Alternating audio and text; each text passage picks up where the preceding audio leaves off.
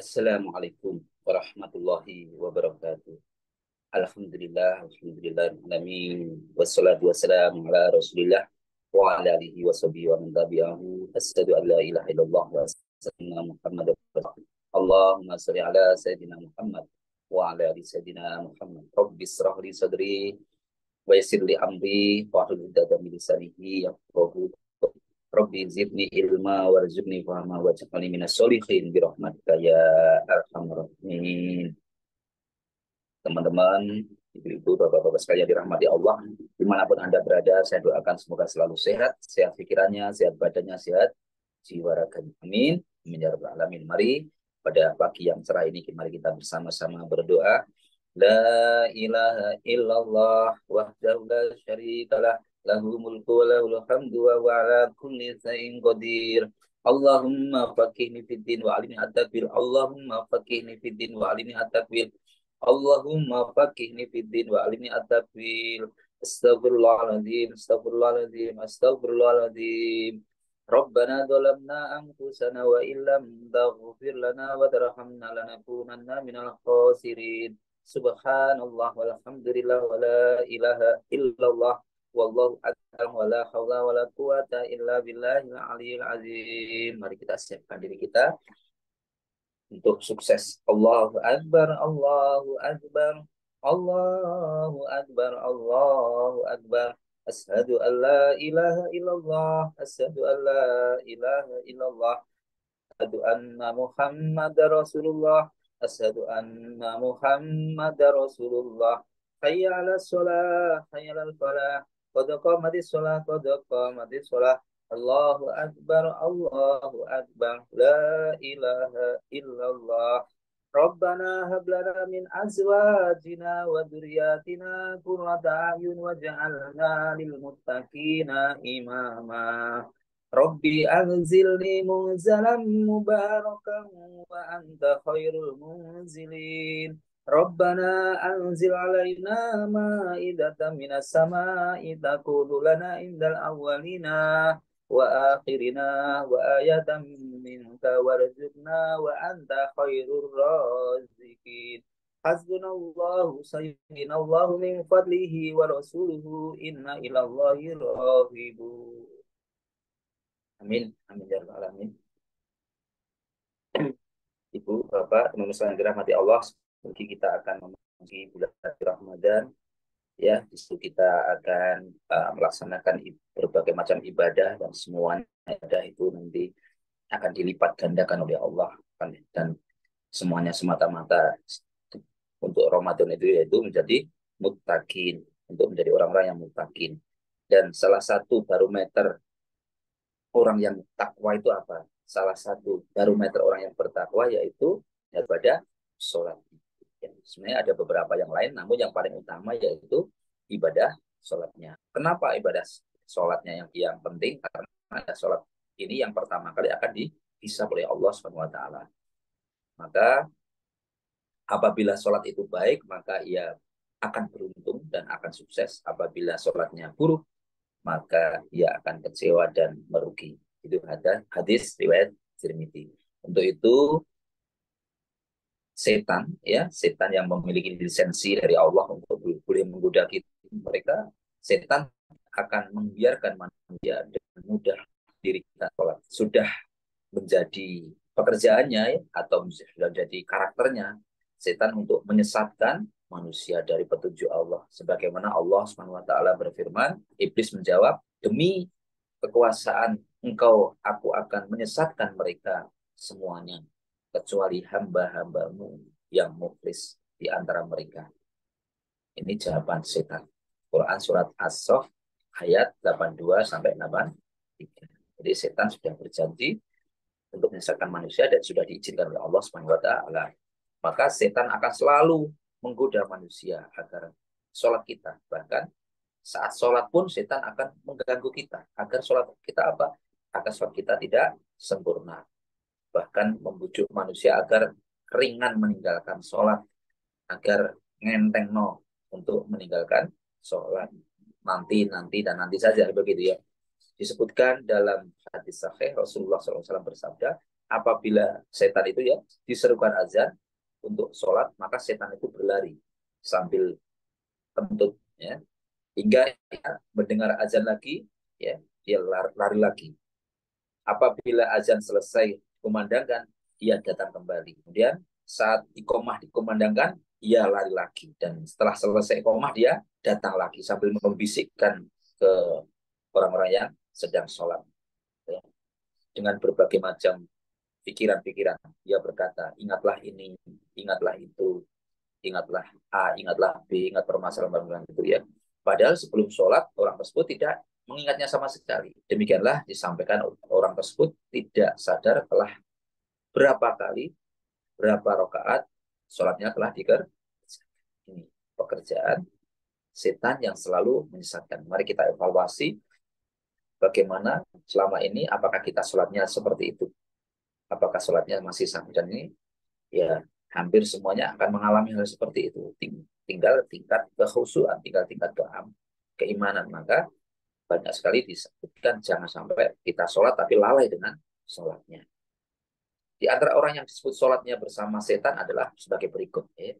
Ini tadi ada beberapa karakter orang ya, atau beberapa ciri orang sholat itu tidak khusyuk atau bersama setan. Setan sambil membisik tadi, yang pertama yaitu sholatnya itu sambil was-was dalam niatnya.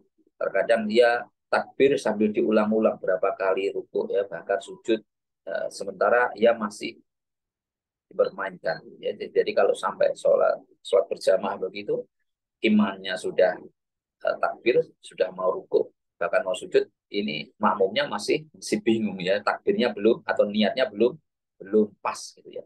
Namun kalau sholat sendiri maka perlu harus betul-betul diulang-ulang, ulang-ulang, boleh sampai betul-betul klik dengan niat yang tadi, karena amal ibadah kita tergantung dari niatnya. Jangan sampai kita ibadah tapi lupa. Namun kalau sholat berjamaah kita ya sudah, kita mengikuti imam ya, harus kita ikuti langsung ya, ikuti aja. Jadi kita sudah berjamaah. Yang kedua, ingat ini, ingat itu ya tadi. Setan akan mendatangi orang yang tengah mengerjakan sholat dan mengingatkan urusan-urusan di luar sholat. Maka berapa banyak orang yang ini disebutkan, berapa banyak yang menunggu sholat, namun sebenarnya jasadnya hanya jasadnya saja, tapi hatinya sedang sibuk. Ada urusan bisnis, urusan pribadi, urusan keluarga, urusan anak istrinya, dan seterusnya, dan seterusnya. Ini banyak sekali terjadi seperti itu, teman-teman sekalian. Ya, maka harus betul-betul kita menjaga dengan ya, kita harus membentengi, ya. Kemudian ketika ragu antara kentut atau tidak, ini adalah kerugian yang dihembuskan oleh setan untuk mengacaukan sholat kita. Rasulullah SAW bersabda, yang artinya jika salah seorang di antara kalian merasakan hal itu, maka janganlah membatalkan sholatnya hingga ia mendengar suaranya atau mencium baunya. Jadi kalau kita itu tadi kentut enggak ya, itu kalau kita tidak yakin pasti itu biarkan saja, karena memang itu pekerjaan setan juga menggoda kita supaya kita membatalkan sholatnya. Hadis lain. Kemudian yang keempat yaitu setan mencuri perhatian. Ya, kita itu curi perhatian kita. Makanya sehingga menjadikan seseorang ketika sholat menengok ke kanan, menengok ke kiri, ya, atau membaca tulisan di depannya, ya, atau digoda dengan bunyi HP. Maka saat sholat itu kita usahakan jangan pakai baju yang ada tulisannya, karena kasihan nanti yang di belakang kita, nanti kalau ada tulisan toko bangunan apa atau pilih coblos ini ya, itu kan bahaya, nanti akhirnya yang belakang sholat itu kan mendengarkan ada tulisan apa ya itu, atau sekarang itu macam-macam ya. Itu laki-laki biasa begitu, kalau perempuan sekarang banyak warna-warna mukenanya ya. Itu yang usahakan boleh silahkan, tapi jangan yang uh, sampai mengganggu perhatian ya. Atau mungkin sampai ada ini rindu-rindu yang banyak dan seterusnya, khawatir mengganggu perhatian makmum di sebelah di belakang kita ini ya. Nanti setan akan mengganggu di situ, setan akan mengganggu, membayangkan itu. Ini sesuai dengan hadis Bukhari, yaitu Rasulullah SAW juga bersabda, yaitu yang artinya itu semua adalah setan yang mencuri perhatian seseorang, hamba dari itu semua adalah setan. Sudah berusaha semaksimal mungkin untuk khusyuk, tapi setan juga selalu mencuri perhatian. Nah ini ya, Ini teman-teman sekalian. Bahkan dalam ibadah pun sholat setan mengganggu. Yang kelima yaitu ini orang yang mencuri sholat, ya. Orang yang mencuri sholat. Yaitu apa? Sholatnya cepat-cepat kilat tanpa tumak ninah. Padahal ia dilarang. Padahal itu tidak boleh. Jadi bacaannya sami Allah Rabbana lakal hamdu. Ya, jadi cepat-cepatan begitu. Mestinya Rabbana lakal hamdu. Ya, jadi betul-betul tumak ninah terus dirasakan dan seterusnya. Jadi dinikmati hati itu sambil sami Allah liman hamidah Allah. Jadi harus dinikmati. Maka untuk ini pentingnya teman-teman harus paham makna dari bacaan-bacaan sholat itu sendiri sehingga kita sambil apa itu meresapi memaknai dari bacaan tersebut karena semua dalam sholat itu sudah mengandung doa semua dan dalam sholat itu adalah komunikasi kita dengan Allah ya komunikasi kita dengan Allah maka kita harus berkomunikasi yang baik yang jelas yang tumakninah yang sopan dan santun nih ya makanya ini bacaannya harus jelas tidak boleh ada yang dilompat-lompati ya selanjutnya yaitu ini peringatan bagi wanita yaitu wanita yang ke masjid dengan memakai wangi-wangian Rasulullah SAW bersabda jika salah satu dari kalian para wanita hendak datang ke masjid maka janganlah sekali-kali menyentuh wewangian ini hadis riwayat Muslim ya teman-teman sekalian itu ya kalau nanti ya kalau silahkan nanti pakai wangi-wangian tapi kalau ke masjid waktu sholat ini dilarang oleh Allah SWT oleh Rasulullah SAW ya itulah teman-teman sekalian beberapa pesan ya setan itu terus berusaha menggoda kita ya saat ibadah ini menggoda tidak khusyuk sholat kita mungkin niatnya karena mungkin pengen dapat perhatian siapa gitu ya ya kemudian nanti setelah itu juga nanti menggoda melalaikan kita nah, setelah itu nanti setan akan selalu bersama kita maka di dalam sholat jangan sampai kita itu seperti apa itu bumbung kosong. Bumbung kosong itu ya kita hanya sholat tapi kita tidak tahu maknanya. Tidak tahu maknanya. So, jangan sampai kita sholat seperti bumbung kosong yang tidak tahu maknanya dari sholat tersebut. Maka kita harus belajar lagi bersama-sama buka-bukaan lagi dari bacaan sholat maknanya sehingga kita dengan ibadah sholat dengan khusyuk ya di satu cara agar ya itu tadi ya itu salah satu cara agar kita bisa mendirikan sholat dengan sempurna karena mereka itu tahu sholat yang sholat itu bentuk penghambaan mutlak kepada Allah Subhanahu Wa Taala. Setan akan terus menempel orang yang sholat. Nah, insya Allah kalau kita tahu maknanya, setan itu akan lari ya sehingga sholat kita tidak sempurna ya itu cara kita sering dipakai ya makanya tadi menggoda tadi untuk memecah belah atau untuk memecah supaya kita tidak usul ya dikisahkan ada suatu hari Imam Hanafi didatangi seorang sedang kehilangan barang ia lupa menaruhnya di mana maka oleh Imam Hanafi diperintahkan disuruh untuk sholat sepanjang malam agar ketemu barangnya maka orang tersebut melaksanakan nasihatnya ketika baru sholat setengah malam ya setan telah membuatnya ingat dan barangnya akhirnya yang hilang tadi akhirnya ketemu ketika Imam Hanafi ditanya tentang hal tersebut, ia menjelaskan bahwa setan tidak akan membiarkan seseorang untuk khusyuk saat mendirikan sholat. Maka setan akan membuatnya ingat sesuatu yang lupa tadi. Ya, padahal maka itu tadi saat sebelum sholat itu kita lupa. Namun saat kita malah kita ingat. Itu cara setan menggoda manusia untuk memecah kekhusyuan kita. Itu teman-teman sekalian ya.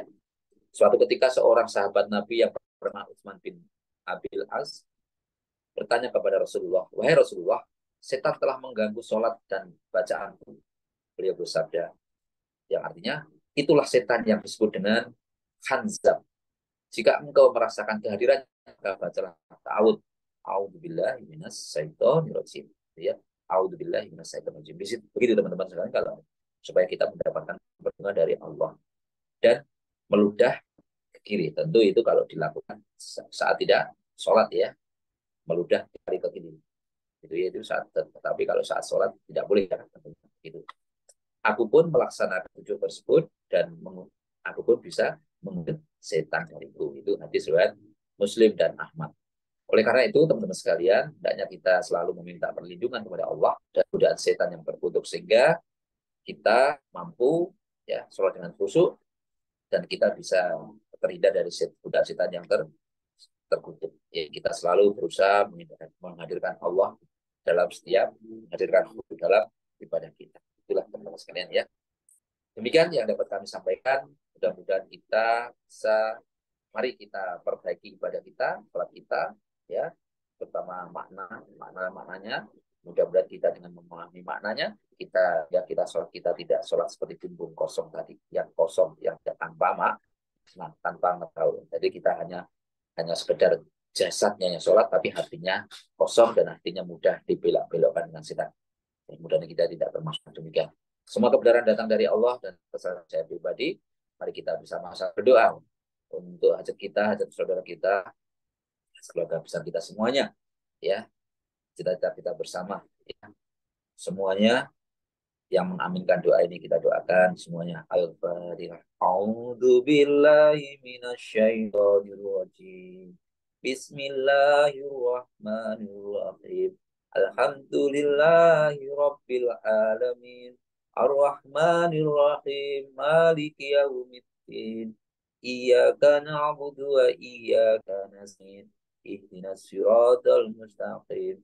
Siratal ladzina an'amta 'alaihim غير المغضوب عليهم ولا الضالين آمين. Bismillahirrahmanirrahim.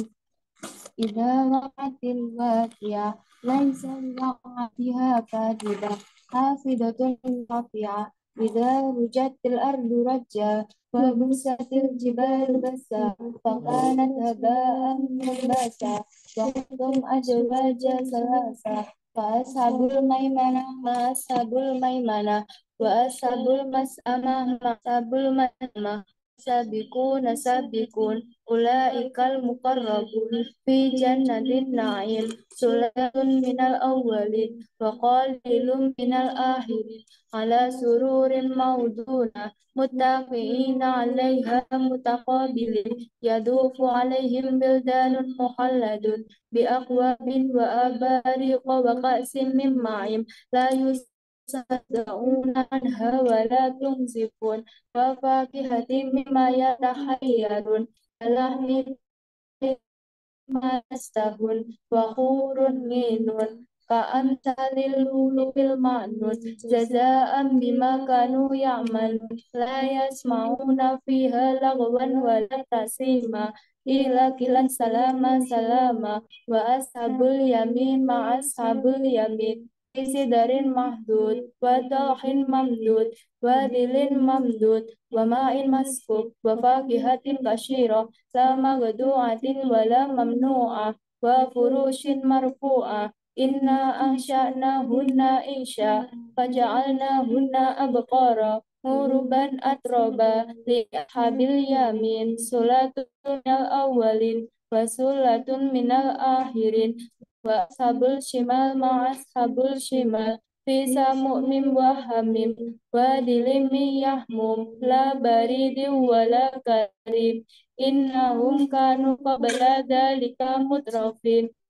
wa kanu yushiruna alal hinsil adim wa kanu yaquluna aidha mitna wa kunna turaban wa itaman a inna lama bangsun awa abaunnal awwalun qul innal awwalina wal akhirin lama jamu'a ila miqati yaumin ma'lum summa innakum ayyuhad-dalluna mukadzibun la akiluna min sajarin min zakum fa'liuna min al-budun fasharibuna alaihi min al-hamim fasharibuna surbal him hadza nuzuluhum madzin nahnu khalaqnakum falawla tusaddiqun afara'aytum ma tumnun antum tahlukunaha nahnu am nahnu khaliqun nahnu qadarna bainakumul mauta wa ma nahnu bimasbuqin ala an nubadila amsalakum wa nunsyi'akum fi ma la ta'lamun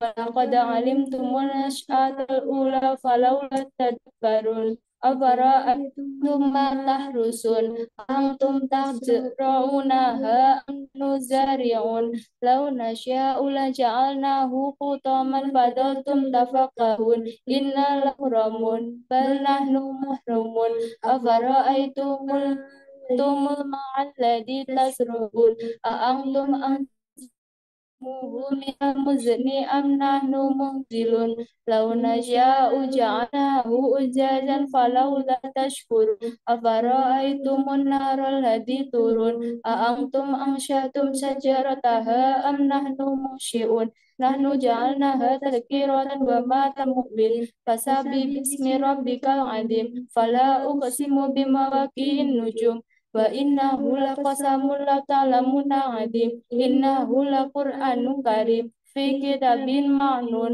لا يمسه إلا المطهرون تنزيل من رب العالمين أفبهذا الحديث أنتم مدهنون وتجعلون رزقكم أنكم تكذبون فلولا إذا بلغت الحلقوم وأنتم حينئذ تنظرون ونحن أقرب إليه منكم ولكن لا تبصرون فلولا إن كنتم غير مدينين ترجعونها إن كنتم صادقين فأما إن كان من المقربين فروح وريحان وجنة نعيم وأما إن كان من أصحاب اليمين فسلام لك من أصحاب اليمين وأما إن كان من المكذبين الضالين فنزول من حميم وتسلية جحيم إن هذا لهو حق اليقين فسبح باسم ربك العظيم صدق الله العظيم